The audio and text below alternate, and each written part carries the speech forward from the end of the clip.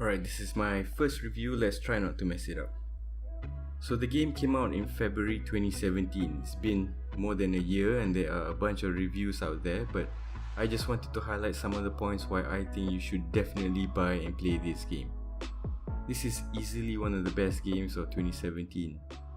You get an emotionally dense story with superb combat, add some kick-ass dinosaur robots and a feisty red-haired protagonist called Aloy, and you got yourself a bitchin' good time.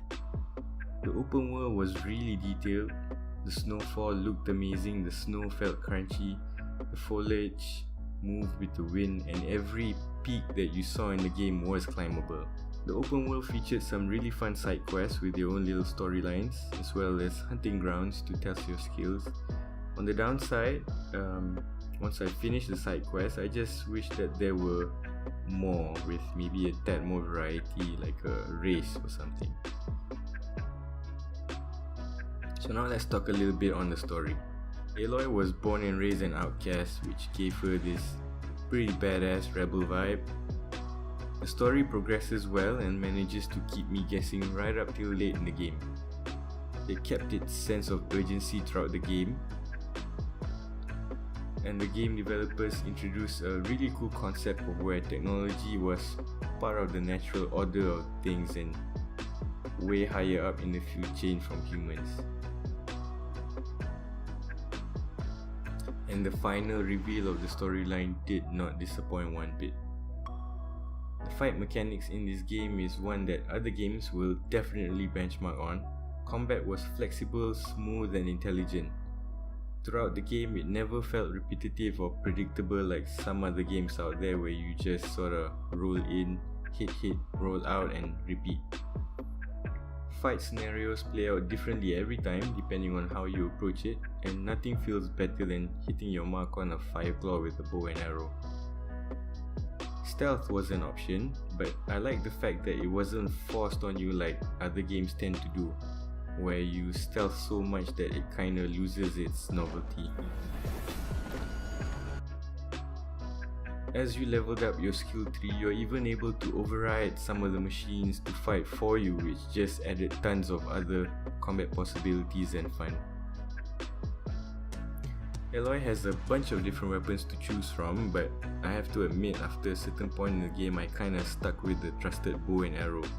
It felt more natural in the game, and the other weapons felt a little fidgety and just kinda got in the way. I also have to mention that potions in the game don't really come from much except for the health potions. It would have been nice if it was given a little more attention to add some extra depth to the gameplay. More than 40 hours into the game, combat still felt fresh and challenging.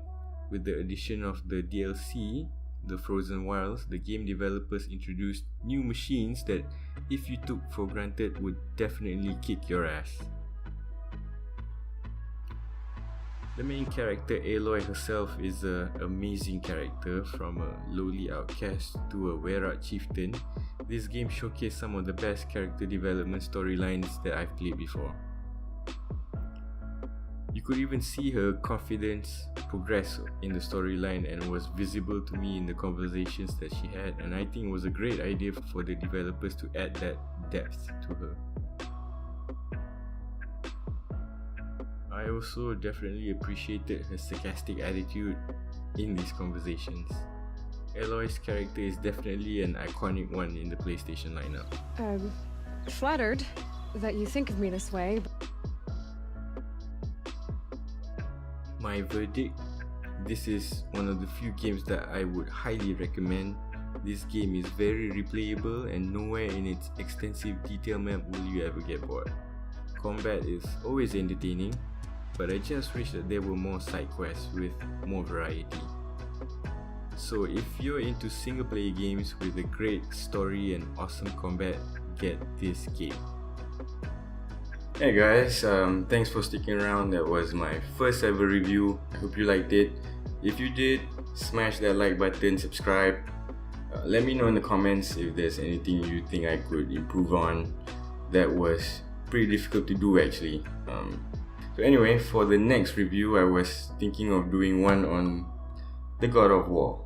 PlayStation have made some pretty interesting announcements, so that'll be fun. Stay tuned.